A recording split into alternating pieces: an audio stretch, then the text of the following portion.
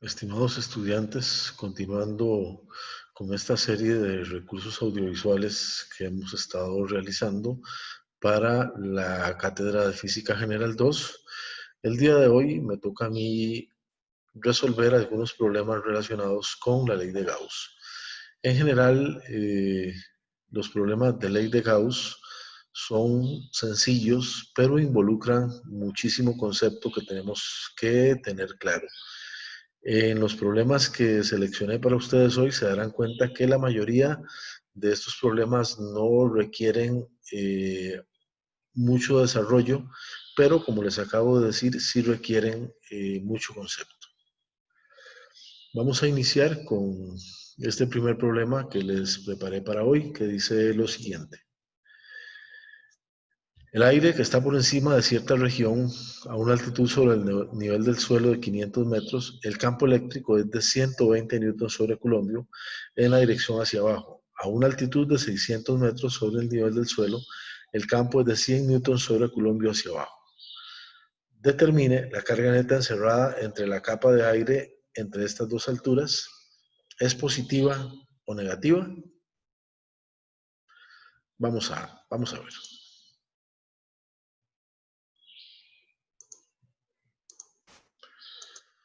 Ok, primero vamos a considerar la superficie gaussiana como el área de una cara de un cubo de arista L igual 100 metros, el cual reposa entre los 500 y 600 metros de altura. Pues, supongamos que entre esos 500 y 600 metros de altura vamos a meter un cubo y lo que nos interesa es determinar la carga encerrada que tiene justamente ese cubo. Entonces, ¿qué es lo que nos dice la ley de Gauss? La ley de Gauss nos dice que el E punto de A es igual a carga encerrada entre epsilon sub 0. Sin embargo, aquí podemos prescindir de la integral por una razón. En primer lugar, el campo eléctrico es constante y el área también es constante porque simple y sencillamente va a ser la tapa superior y la tapa inferior del cubo que estamos metiendo entre 500 y 600 metros y esa área simplemente es L cuadrado. Entonces, ¿cómo vamos a calcular la carga encerrada? En primer lugar, vamos a tener que calcular el flujo neto. Vamos a tener un flujo sobre la cara superior y un flujo sobre la cara inferior. La suma de esos dos flujos, que es igual a L punto de A, me va a dar igual a la carga encerrada entre epsilon sub 0. Muy bien, entonces justamente si tenemos un cubo con 100 metros de arista, su área va a ser 100%. Entonces, como les acabo de indicar, el flujo neto va a ser el flujo de la parte superior más el flujo de la parte inferior. Y eso es igual a Q encerrado entre epsilon sub 0. El flujo de arriba es C por A por el coseno del ángulo. Mucho cuidado aquí con este ángulo porque es 180. Porque el campo eléctrico va hacia abajo y el vector unitario normal del área va hacia arriba. Entonces, el ángulo entre el campo eléctrico y el vector unitario normal es igual a 180. E es el campo eléctrico, este es el área que es 100 al cuadrado. Entonces 100 por 100 al cuadrado por el coseno de 180, que es menos 1, me da menos 1 por 10 a la 6 newton sobre coulombio. ¿Cuál es el flujo en la parte inferior? E por A por el coseno de zeta. Aquí el campo eléctrico es 120, el área sigue siendo la misma, pero ahora el ángulo es 0. ¿Y por qué razón? Porque el vector unitario normal que orienta la tapa inferior de ese cubo apunta hacia abajo y el campo eléctrico apunta hacia abajo. Entonces el ángulo entre el campo eléctrico y ese vector unitario normal es 0. El coseno de 0 es 1, por lo tanto esto me da 1.2 por 10 a la 6 newton sobre coulombio. El flujo neto, básicamente, vamos a sumar, como les había dicho, como lo vimos aquí arriba, que es el flujo sobre la cara de arriba más el flujo sobre la cara de abajo. Eso me da menos 1 por 10 a la 6 más 1.2 por 10 a la 6. Me da 2 por 10 a la 5 newton sobre coulombio. 2 por 10 a la 5 newton sobre coulombio va a ser igual a carga encerrada entre epsilon sub 0.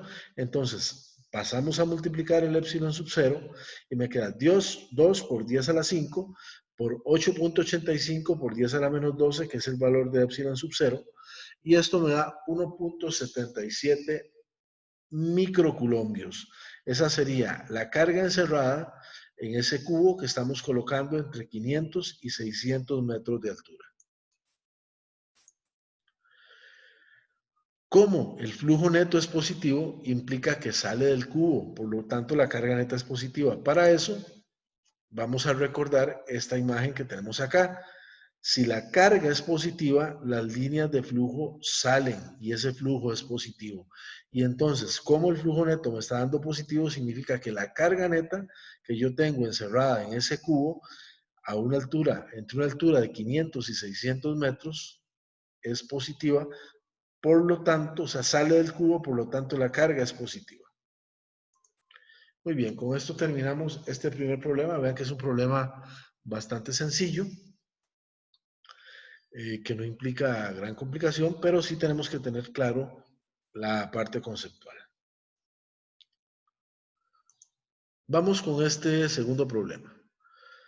Una partícula de carga Q, que es esta que estamos viendo acá, se localiza a una pequeña distancia delta, inmediatamente encima del centro de la cara plana de un hemisferio del radio R, como se muestra en la figura.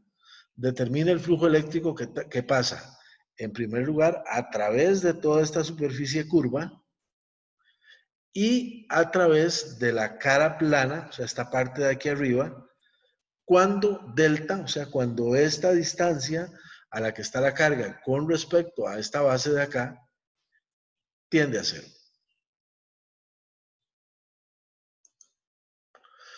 Bueno, aquí tenemos que tener en cuenta que como delta es muy pequeña, todos los puntos del hemisferio están cerca a una distancia r de la carga. Por lo tanto, el campo en cualquier parte de la superficie curva es 1 entre 4 pi epsilon sub 0 q entre r cuadrado, radialmente hacia afuera de la normal a la superficie. Entonces el flujo es este campo por la mitad del área de la esfera. El área de la esfera, recordemos que es 4 pi r cuadrado. Entonces, nuevamente, aplicando la ley de Gauss, tendríamos phi del hemisferio y es igual a E punto de A y es igual a E, porque es constante, el campo eléctrico es igual por el área del hemisferio. Entonces, el phi del hemisferio, como habíamos visto anteriormente, va a ser el campo eléctrico 1 entre 4 pi epsilon sub 0 QR cuadrado, donde R es el radio del hemisferio, por un medio de 4 pi r cuadrado. ¿Por qué un medio? Porque el área de la esfera es 4 pi r cuadrado y solamente estamos contemplando un hemisferio. Entonces me queda 1 entre 4 pi epsilon sub 0 q2 pi. Simplificando este pi con este pi, 2 con 2, me quedaría q entre 2 epsilon sub 0, donde q es la carga que originalmente teníamos ahí encerrada, sobre el hemisferio. Muy bien, ahora, si lo que queremos es la superficie completa, hemisferio y disco superior, tenemos que tener en cuenta que la carga no está dentro de ese hemisferio, sino que está fuera. Y entonces, cuando la carga es externa, el campo neto, perdón, el flujo neto debe ser igual a cero. ¿Cuál es, de qué está compuesta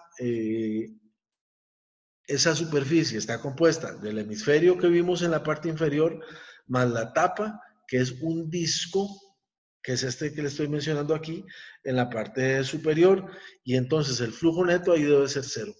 Entonces el flujo del hemisferio más el flujo del disco debe ser igual a cero. Les recuerdo por qué.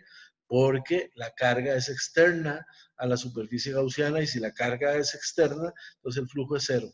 Esto significa que el flujo del disco de la parte superior tiene que ser igual al negativo del flujo del hemisferio. Ya habíamos visto que el flujo del hemisferio es Q entre 2 epsilon sub 0, por lo tanto el flujo sobre el disco tiene que ser el negativo menos Q entre 2 epsilon sub 0, de tal manera que sumando estos dos me tiene que dar 0. Y aquí ya vean que muy sencillo, ya terminamos el problema número 2.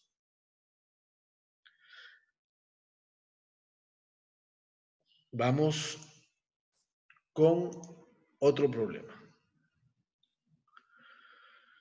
Bueno, una esfera conductora sólida, que sería esta que está aquí de celeste, con un radio de 2 centímetros, tiene una carga de 8 microcoulombios. O sea, aquí tenemos una carga de 8 microcoulombios. Ojo, como esta esfera es conductora, entonces recordemos que la carga va a residir sobre la superficie. Ahora tenemos un cascarón esférico de radio interior y exterior 4 centímetros, o sea, de aquí a aquí hay 4 centímetros y aquí hay 5 centímetros. Recordemos que este es 2, es concéntrico con la esfera y tiene una carga de menos 4 microcoulombios, o sea, aquí hay menos 4 microcoulombios. Determina el campo eléctrico en R igual a 1 centímetro, o sea, aquí adentro, en R igual 3 centímetros, o sea, en medio de la esfera y el cascarón, en R igual 4 centímetros, aquí en el centro, y en R igual 7 centímetros, que se vendría siendo aquí afuera de ese cascarón, de esa configuración en realidad. Muy bien, en primer lugar, como les acabo de decir, como la esfera es conductora, toda la carga reside sobre su superficie. Al tener la esfera un radio de 2 centímetros, para R igual a 1 centímetro no hay carga. Y entonces, ¿qué nos dice la ley de Gauss? Que si no hay carga, no hay campo eléctrico. Entonces, en R igual a 1 centímetro, el campo sería 0. Ahora vamos en R igual 3 centímetros. Esta distancia es entre la esfera y el cascarón externo. Por lo tanto, la única carga, si hacemos una superficie gaussiana, la única carga que vamos a encerrar ahí es la carga que está en la esfera interna. Muy bien, entonces el campo va a ser igual a 1 entre 4 pi epsilon sub 0 QR cuadrado, 9 por 10 a la 9 por la carga que es 8 por 10 a la menos 6, por la distancia que es 0.03. Ejecutando esas operaciones me da que el campo eléctrico en R igual 3 centímetros es 8 por 10 a la 7 newtons entre coulomb. Ahora vamos en R igual 4 centímetros.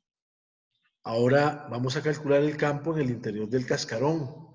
Como ese cascarón también es conductor, se tiene que seguir cumpliendo la ley de Gauss, de tal manera que si estamos en el interior de un conductor, el campo eléctrico es 0. Y entonces, en R igual 4.5 centímetros, tenemos que el campo eléctrico es igual a 0. Ahora nos queda en R igual 7 centímetros. Si yo hago una superficie gaussiana, lo que voy a encerrar es la carga neta que contiene la esfera y el cascarón.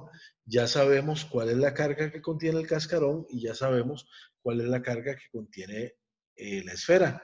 Por lo tanto, el campo eléctrico sería 1 entre 4 pi epsilon sub 0, carga neta entre R cuadrado, 9 por 10 a la 9. Recuerden que la carga de la esfera interna es 8 por 10 a la menos 6 microcoulombios y el cascarón es menos 4 por 10 a la menos 6.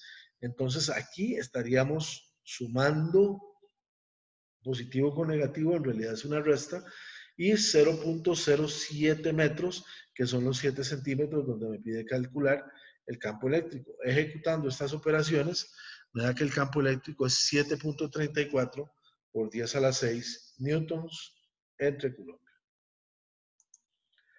Y de esa manera también estamos finalizando el problema anterior, que también es un problema bastante sencillo.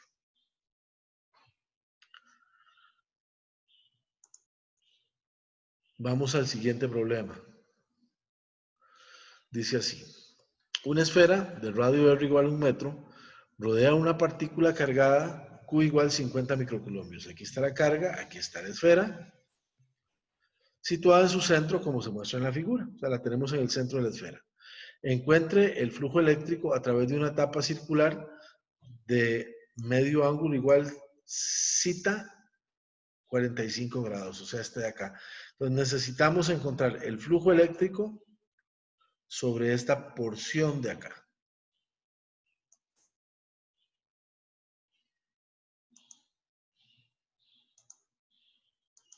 Muy bien. Ese campo eléctrico, debido a la carga, es uniforme y apunta hacia afuera porque la carga es positiva. Entonces, el flujo es igual a E por dA. Necesitamos calcular el área de esa longitud de arco del anillo que proviene de ese pequeño casquete de la esfera. Entonces, ya sabemos que una longitud de arco de S es igual a R de zeta.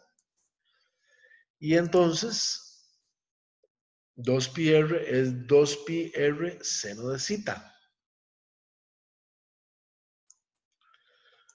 Por lo tanto, ya con eso podemos calcular el área de la tapa circular. No nos va a quedar otra cosa que hacer la integral. A es 2pi r de s, pero el ds es r seno de zeta. Entonces me queda una integral en de zeta, que es esta que está acá. El 2pi, este r por este r me da un r cuadrado, lo podemos sacar de la integral. Y entonces finalmente me queda el seno de zeta de 0 a pi.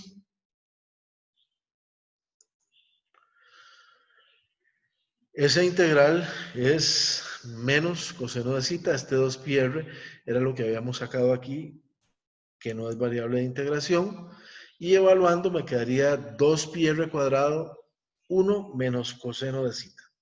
Esa sería el área. Entonces ahora, como el flujo es E por A, entonces ya sabemos que el campo eléctrico es 1, 4 pi epsilon sub 0 QR cuadrado, y ahora el área es 2 pi R cuadrado, 1 menos coseno de zeta. ¿Por qué no realizamos ninguna integral sobre este factor de acá? Porque el campo eléctrico en toda esta superficie tiene exactamente el mismo valor. Pero sí fue necesario que calculáramos el área porque no conocíamos esa área de ahí. Y esto me quedaría Q entre 2 epsilon sub 0, 1 menos coseno de zeta. Como conocemos el ángulo, entonces ya tenemos el flujo, sería 50 por 10 a la menos 6 colombios, que es el valor de la carga, 2 por 8,85 por 10 a la menos 12, que es epsilon sub 0, 1 menos coseno de 45, y eso me da 8.27 por 10 a la 5 newtons metros cuadrados sobre culombio. Recordemos que el flujo eléctrico no tiene una unidad específica, sino que es unidad de campo por unidad de área. Entonces, newton sobre culombio es el campo y la unidad de área es el metro cuadrado. Con esto entonces terminamos también este problema que acabamos de ver.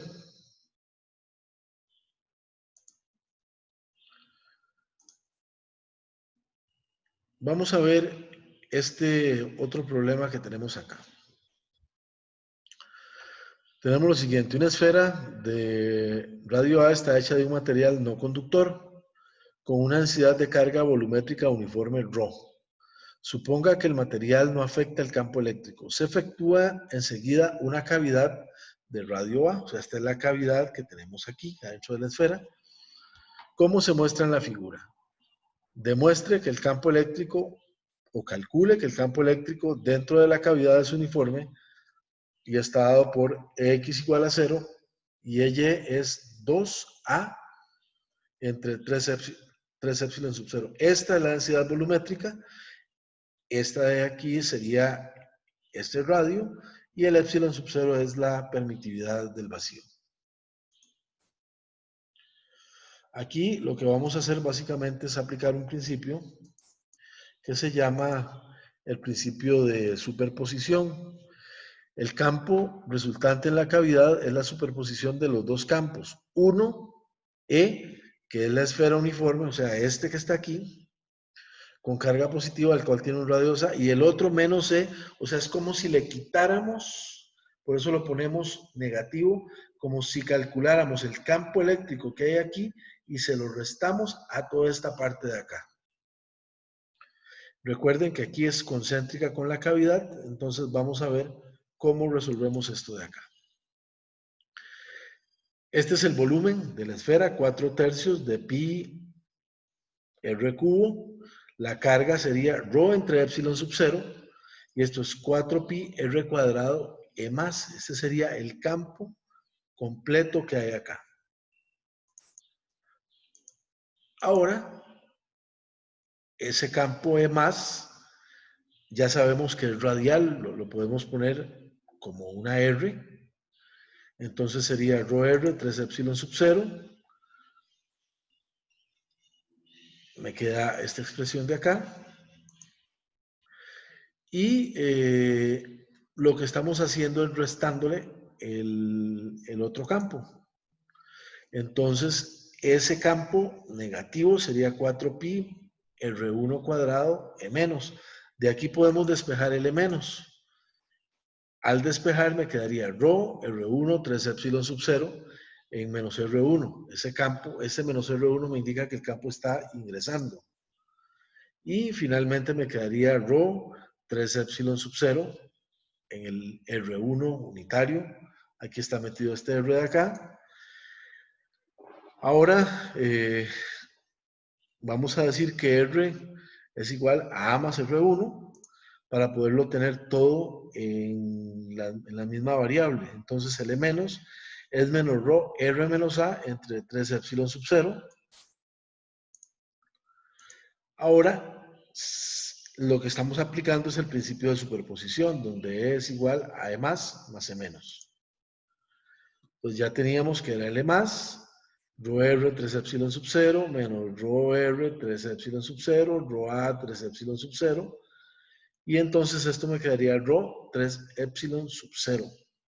Y eso es igual a 0 en I más ρa entre 3 epsilon sub 0 en J. O sea, estamos diciendo que Lx es igual a 0 y que Ly es ρa entre 3 epsilon sub 0. Entonces, justamente eso era lo que nos pedía demostrar ese problema. Y esto funciona para todos los puntos de la cavidad.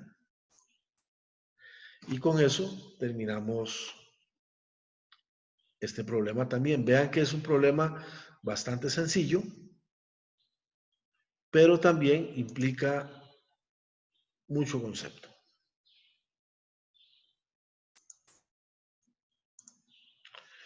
Con esto de acá, finalizo esta serie de problemas de ley de Gauss. Espero que les sea de mucha utilidad. Nos vemos.